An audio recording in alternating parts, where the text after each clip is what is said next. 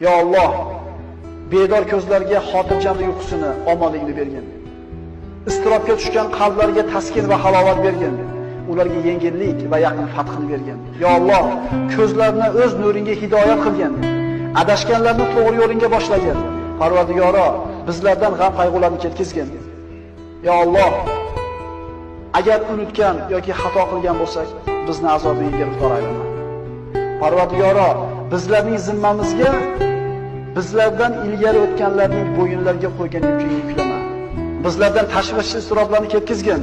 Xavf va xatardan yolg'iz o'zingdan panoh so'raymiz. Parvardigor, sendan boshqalarga suyanib qolishdan, boshqalardan umid qilib qolishingdan panoh so'raymiz. Sen bizning hojamizsan. Uning ismini qalbingdan aytgin. Ishonib unga duo iltijo qilgin. Uning rahmatidan umid qil.